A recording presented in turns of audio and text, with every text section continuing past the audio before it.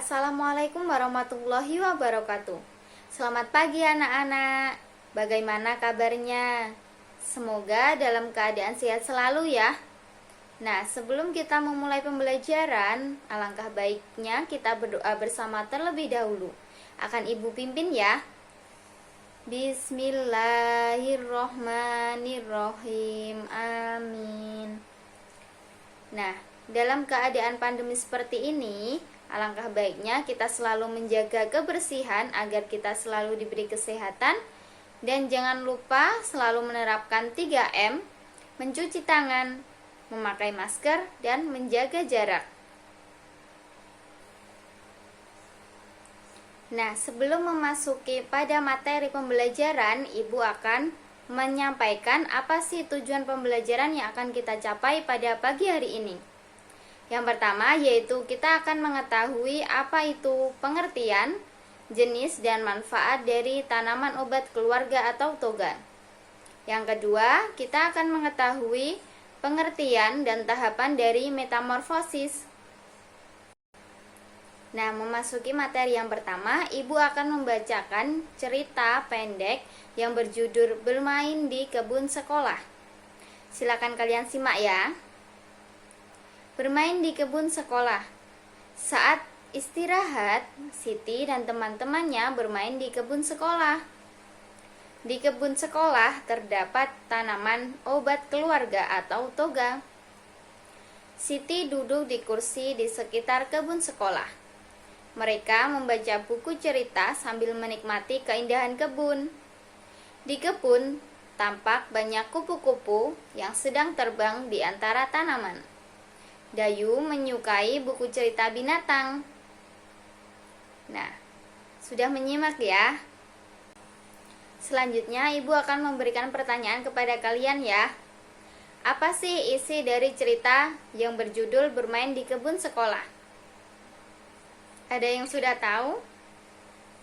Nah, benar sekali. Dalam cerita Bermain di Kebun Sekolah itu berisi tentang Siti dan teman-teman bermain di kebun sekolah. Mereka melihat banyak sekali tanaman obat keluarga atau toga. Di sini ada yang sudah tahu apa sih tanaman obat keluarga atau toga itu? Nah, akan Ibu bahas ya. Tanaman obat keluarga atau toga itu adalah sebagian atau seluruh isi tanaman tersebut seperti daun, batang, buah, umbi, sampai akar itu bisa digunakan sebagai obat atau ramuan obat-obatan. Nah, adapun jenis dari tanaman obat keluarga atau toga itu ada banyak sekali. Di antaranya yaitu jahe, lengkuas, kencur, kunyit, ada lidah buaya, daun kemangi, dan yang lainnya, masih banyak lagi. Nah, di antara jenis tanaman obat toga tersebut banyak juga manfaatnya. Ada yang sudah tahu apa belum? Nah, kalau begitu akan Ibu kasih tahu ya. Adapun jenis dan manfaat dari tanaman obat keluarga itu. Yang pertama yaitu ada jahe. Jahe bisa bermanfaat sebagai pereda masuk angin, seperti sakit perut, mual-mual, pusing, vertigo, dan yang lainnya. Yang kedua yaitu ada laos atau lengkuas. Itu berfungsi sebagai antioksidan yang mengurangi nyeri dan peradangan melawan infeksi, meningkatkan kesuburan pria, serta pada anti kanker. Selanjutnya kencur. Kencur bisa menjadi penambah nafsu makan dan penambah stamina tubuh kita.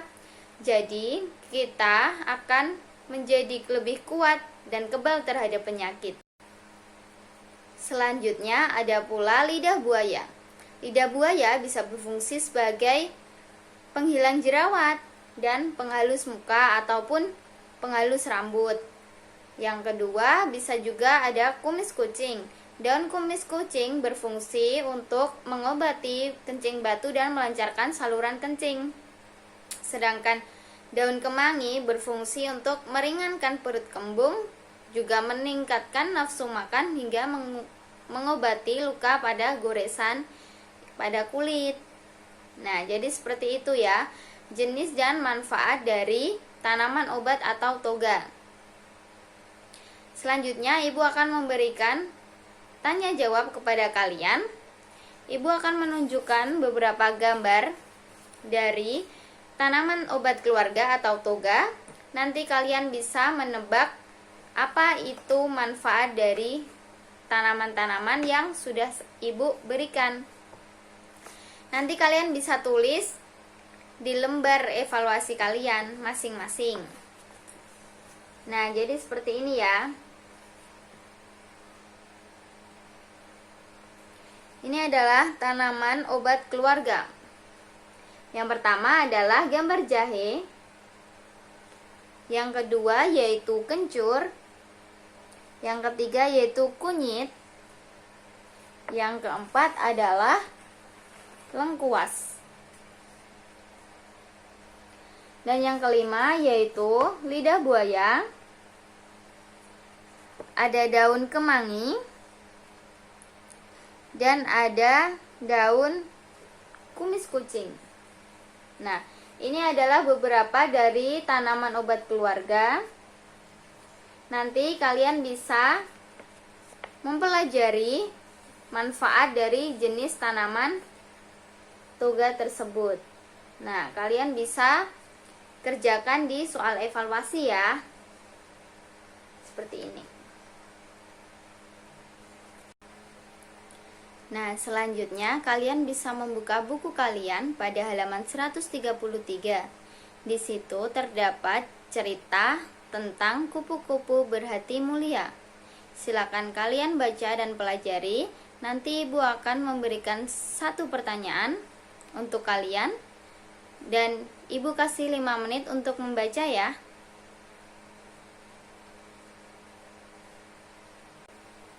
Nah, setelah kalian membaca cerita tadi, apa yang kalian dapatkan dari cerita tersebut? Bisa diceritakan ya. Nah, benar sekali. Dalam cerita tersebut ada seekor semut yang mengejar seekor ulat. Mula-mula, ulat hanya terdiam dan tidak bisa apa-apa. Akan tetapi pada suatu hari, seekor semut mendapatkan musibah. Dia terjatuh ke sungai, ke dalam permukaan air. Dia tidak bisa menyelamatkan diri untuk pergi ke daratan. Nah, dia sedang meminta tolong. Datanglah seekor kupu-kupu yang cantik dan menolongnya.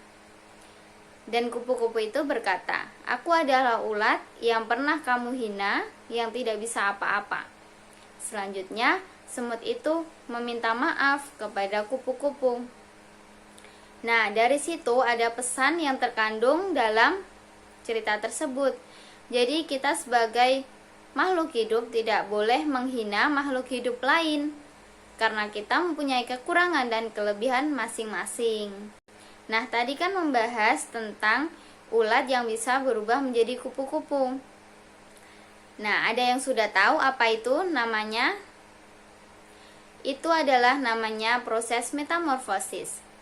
Metamorfosis adalah di mana proses perubahan bagian tubuh pada hewan. Salah satu hewan yang mengalami metamorfosis yaitu kupu-kupu.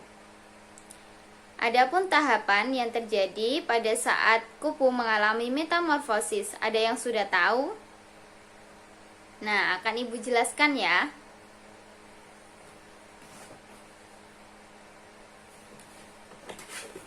Jadi, metamorfosis itu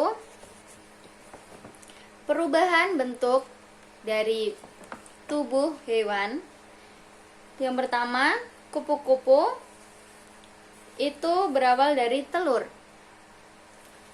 Setelah telur menetas, akan menjadi seekor ulat. Ulat akan berkembang biak menjadi kepompong. Selanjutnya, dalam kepompong ini akan mengalami perubahan di saat dia berada di pompongnya. Dia akan mengelupas seperti ini hingga terjadilah kupu-kupu yang cantik. Jadi ini adalah proses dari metamorfosis kupu-kupu. Kalian bisa lihat ya dan pelajari.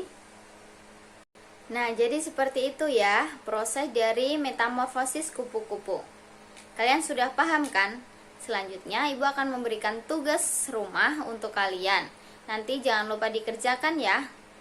Kalian bisa mengamati tahapan dari metamorfosis ini. Lalu kalian gambarkan, ceritakan kembali tahapan ini pada lembar evaluasi kalian. Dalam pembelajaran yang selanjutnya akan kita bahas. Dari pembelajaran pada pagi hari ini, ada 2 materi yang sudah kita bahas, yaitu mengenai toga atau tanaman obat keluarga dan metamorfosis. Ada yang kalian ditanyakan? Nah, kalau tidak, Ibu akan memberikan kesimpulan dari materi pembelajaran pada pagi hari ini, yaitu tanaman obat keluarga atau toga dan metamorfosis. Tanaman obat keluarga atau toga sangat bermanfaat untuk tubuh kita. Jadi kalau bisa kita selalu menyediakan tanaman itu di sekeliling kita. Kita tanam dan kita lestarikan agar kalau ada apa-apa kita bisa langsung mengambil dan mengobatinya secara cepat, agar kita selalu terhindar dari penyakit-penyakit yang berbahaya. Jadi seperti itu. Nah, selanjutnya metamorfosis. Metamorfosis yaitu perubahan pada bagian tubuh hewan. Itu ada beberapa hewan yang mengalami metamorfosis, seperti halnya kupu-kupu. Kupu-kupu mengalami metamorfosis dan tahapan yang sangat runtut untuk mencapai kupu-kupu yang sempurna. Tahapannya ada: pertama-tama kupu-kupu berawal dari telur, terus berubah menjadi ulat, dan kemudian menjadi kepompong, hingga terbentuknya kupu-kupu yang sempurna. Nah, jadi seperti itu ya materi pada pagi hari ini. Semoga bisa dipahami. Mohon maaf jika Ibu salah kata dan salah penyampaian. Semoga bermanfaat. Sampai jumpa di video selanjutnya. Wassalamualaikum warahmatullahi wabarakatuh.